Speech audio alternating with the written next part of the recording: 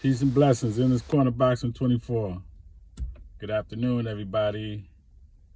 We here in this corner boxing. Okay. So listen, man. Hope everybody's having a good day. I'm doing pretty good myself. Can't complain. God is good and God is great. So, oh boy, Canelo, right? Listen, man.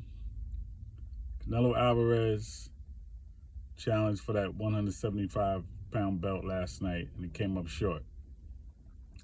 Let me say this, man, because I know the haters is already, trying to look into it and, see if they could try to measure up with this one and that one. Listen, it's not going to happen. Canelo is still a great fighter, Mexican fighter, best in Mexican history. I don't care if he got 2 losses in 61 fights. That's still a hell of a record. That's a better record.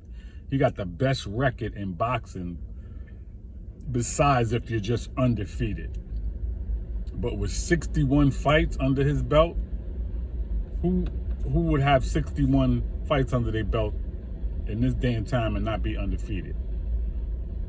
So we got to look at that as well, okay, when we want to try to take shots at Canelo.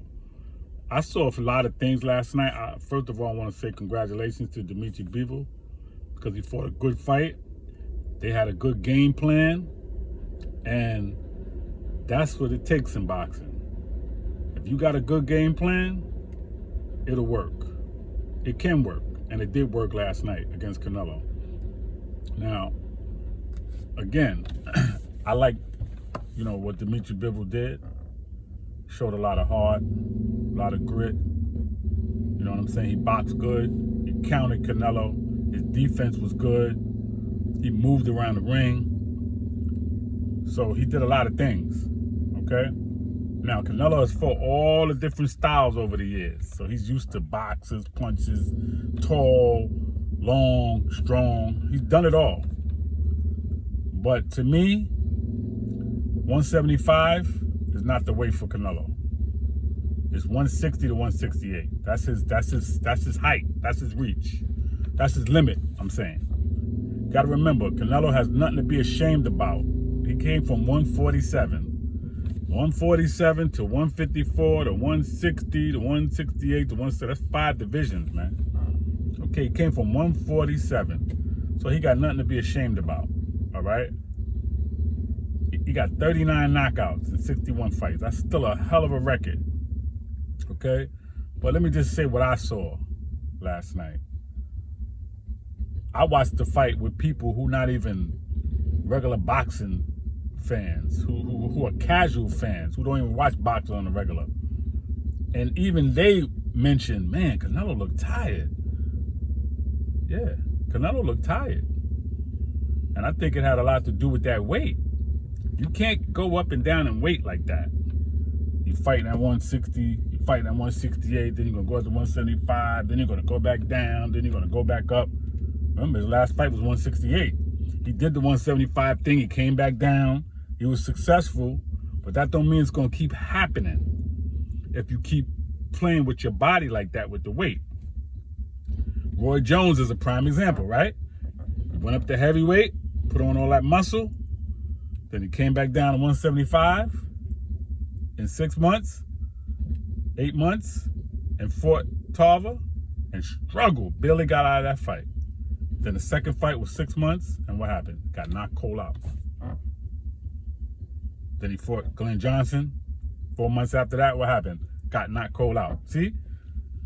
Your body, man, it has to be readjusted to that weight.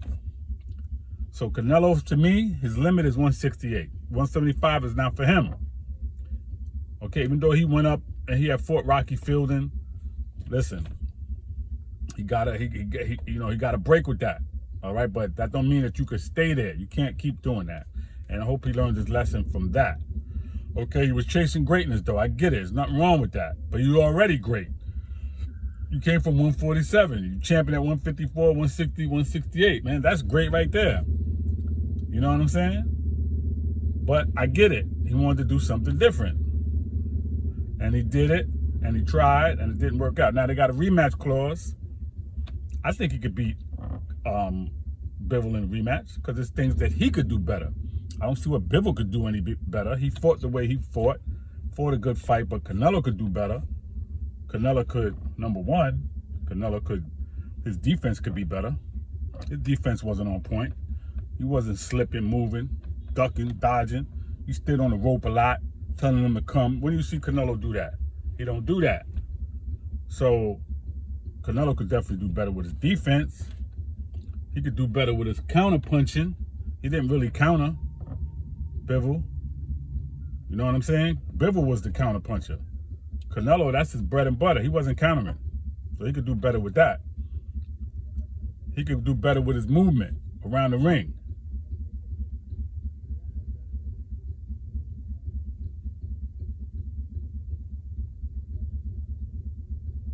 He could do better with his movement around the ring.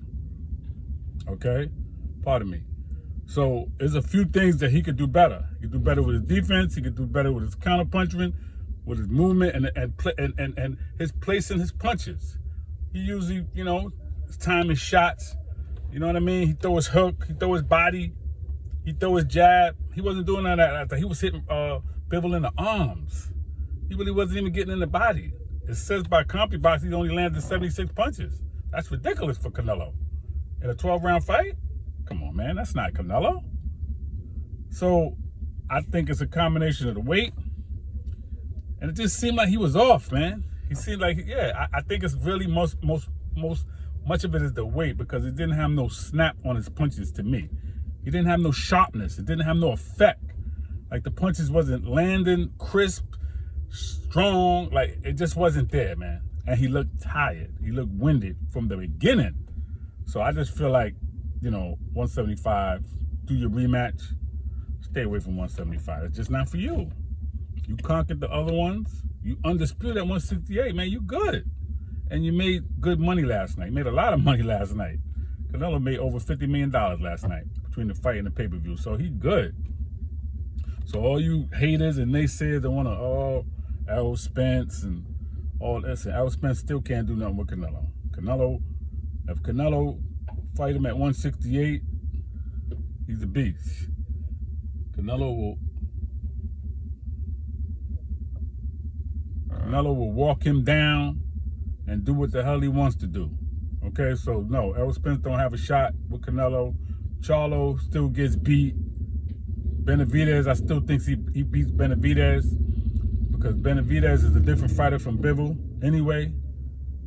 And Benavidez, he had his moments with Kyron Davis where he was getting at Benavidez. So you can beat Benavidez, okay? Canelo can beat him. Bivol was a different story. He got to really study this guy, what he did wrong, what he could do better, things that I mentioned, other things. Give himself a few months, get back, 6 months maybe, go back at it with him, a few months, and then leave 175 alone, man. But Canelo is still strong. He's still a great fighter, and you don't have to be undefeated to be great.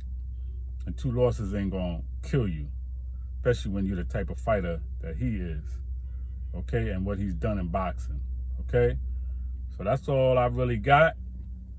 Peace and blessings in this corner boxing 24. Enjoy the rest of your day. Leave your comments. Let me know how you feel, nay or yay. God bless you. Happy Mother's Day to all the mothers out there. All right.